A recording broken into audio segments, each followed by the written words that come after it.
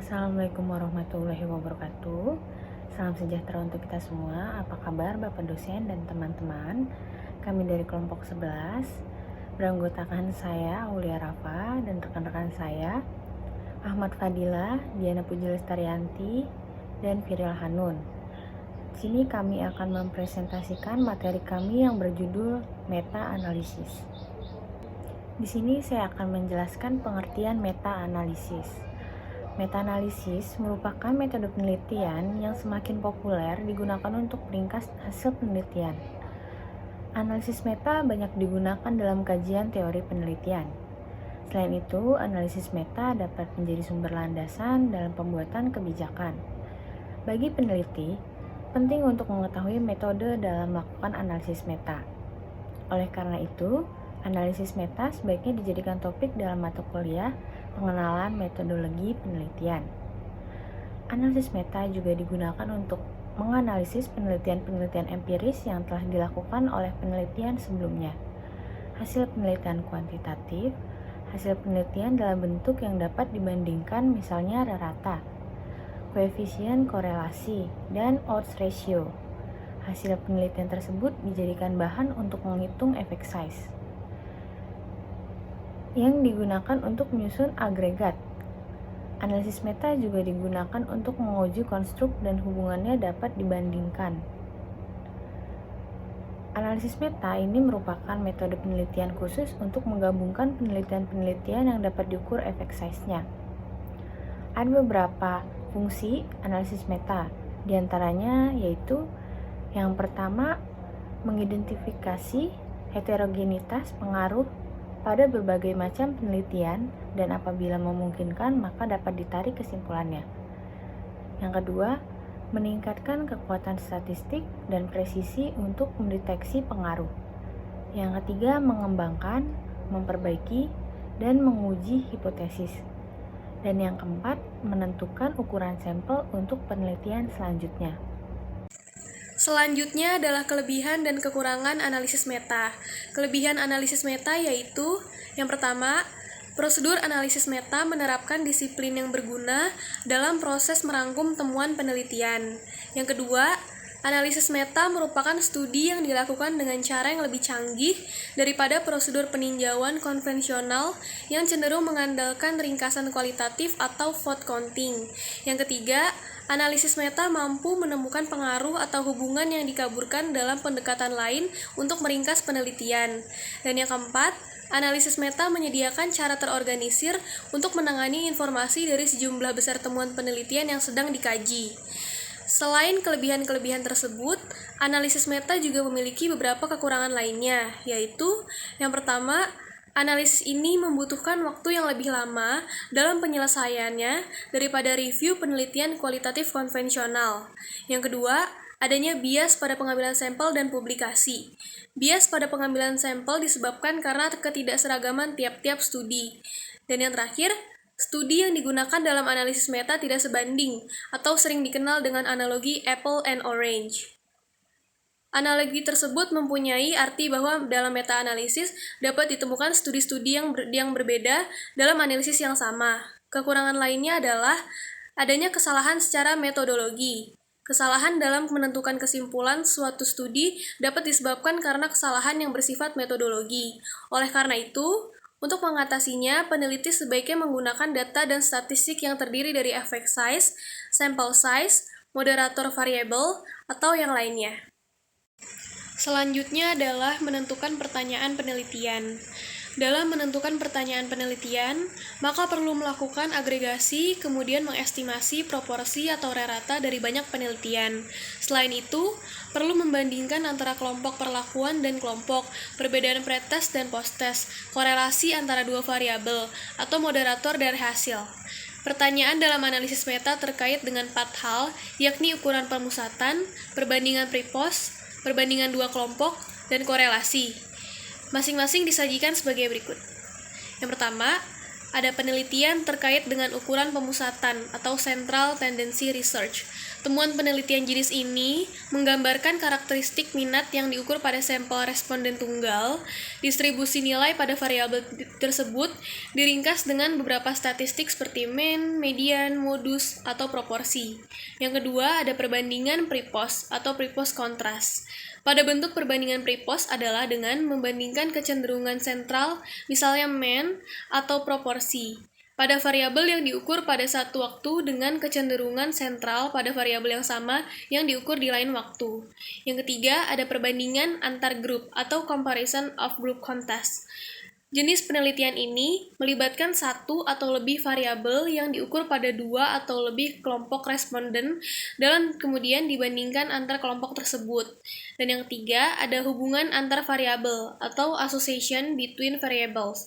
Jenis temuan penelitian ini merupakan covariat atas dua variabel untuk menentukan apakah ada hubungan di antara keduanya. Misalnya, penelitian semacam itu dapat menguji korelasi antara status sosial ekonomi keluarga dengan nilai matematika siswa di sekolah dasar. Terdapat dua kategori dalam hubungan antar variabel, yaitu yang pertama ada measurement research, berhubungan dengan asosiasi pada isu-isu yang berkaitan dengan karakteristik instrumen pengukuran, misalnya koefisien reliabilitas tes-retest. Contoh umum lainnya adalah studi validitas prediktif, seperti korelasi pada skor pada tes SAT dan nilai kuliah yang bertujuan untuk menilai keabsahan tes SAT berdasarkan kecenderungan prestasi mahasiswa di perguruan tinggi. Yang kedua, ada individual difference research, kategori penelitian korelasional yang lebih umum ini meneliti kovariat antara karakteristik atau pengalaman individu yang dipilih, misalnya penelitian tentang hubungan antara jumlah saudara kandung dan IQ, hubungan antara penggunaan alkohol dan kekerasan dalam rumah tangga, atau hubungan antara jumlah waktu yang dihabiskan untuk pekerjaan. Selanjutnya, menentukan penelitian yang relevan.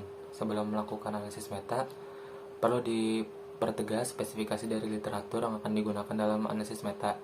Terdapat 3 alasan utama pentingnya untuk menentukan kriteria. Yang pertama, kriteria tersebut dapat digunakan untuk memandu dalam memilih penelitian yang akan digunakan dalam meta-analisis. Yang kedua, kriteria tersebut penting untuk menentukan populasi yang berkaitan dengan pembuatan kesimpulan.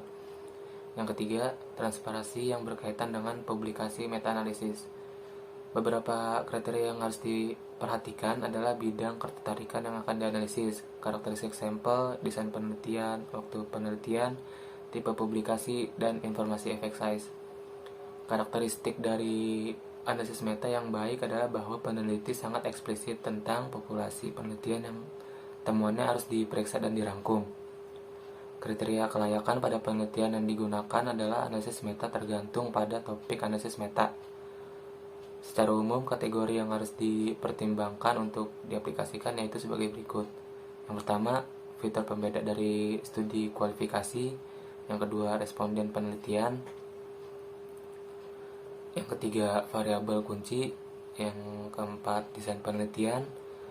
Yang terakhir ada rentang budaya dan bahasa. Selanjutnya ada melakukan pengkodean. Dalam mengadministrasikan hasil penelitian yang akan diagresikan dalam analisis meta, pengkodean perlu dilakukan. Hal-hal yang perlu diperhatikan adalah mempertimbangkan pertanyaan penelitian, mempertimbangkan aspek spesifik dari peneliti tertentu. Hal-hal yang dipertimbangkan dalam melakukan pengkodean sebagai berikut. Bisa dilihat dari contohnya, dari tabel. Lalu, mengembangkan pedoman dalam mengkodekan bahan sumber data. Meta-analisis dapat dilakukan dengan mengumpulkan data, misalnya berupa tahun publikasi, tipe publikasi, lokasi, jumlah sampel keseluruhan, jumlah sampel laki-laki dan perempuan.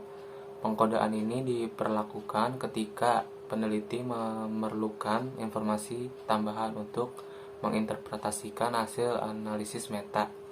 Setelah pengkodean, langkah selanjutnya adalah menghitung effect size. Selanjutnya yaitu ada perhitungan effect size. efek size, yakni perbedaan kejadian efek antara kelompok eksperimental dan kelompok kontrol. Dalam meta-analisis merupakan gabungan-gabungan efek size masing-masing studi yang dilakukan dengan teknik statistika tertentu. Karena pada umumnya pembuatan meta-analisis tidak memiliki data dasar penelitian, maka praktis dimensi efek size yang digabungkan dalam meta-analisis dengan yang dilaporkan dalam artikel yang digabungkan. Skala variabel efek pada meta-analisis dalam literatur kedokteran dapat berskala nominal, numerik, atau ordinal. Nah, teman-teman di sini bisa lihat sendiri ya. Di sini tuh di PPT yang kelompok kami punya itu ada rumusan efek size-nya. Nah, korelasi persen R dikembangkan oleh Carl Person dan paling banyak digunakan dalam statistik. Parameter ukuran efek ini dilambangkan dengan R. Nilai efek size dari korelasi persen R bervariasi antara -1 sampai +1. Menurut Cohen 1988 dan 1992, ukuran efek rendah jika nilai R bervariasi sekitar 0,1, sedangkan jika R bervariasi sekitar 0,3 dan besar jika R bervariasi lebih dari 0,5. Korelasi persen dihitung menggunakan rumus berikut. Teman-teman bisa lihat sendiri ya rumusnya. Lalu ada rumus perbedaan rata-rata terstandarisasi. Jika suatu penelitian didasarkan pada rata-rata populasi dan simpangan baku, maka metode berikut digunakan untuk mengetahui ukuran efek. Ukuran efek populasi dapat diketahui dengan membagi dua perbedaan rata-rata populasi dengan standar deviasinya. Nah, di sini ada rumusan ukuran efek Cohen. Cohen dikenal sebagai selisih dua rata-rata populasi dan dibagi dengan simpangan baku. Dari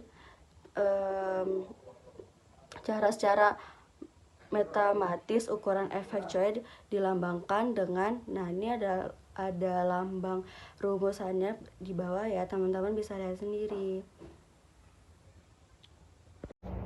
Jadi kesimpulannya, yang pertama, meta-analisis adalah teknik statistika yang dimaksudkan untuk menggabungkan dua atau lebih penelitian orisinil yang dapat digabungkan.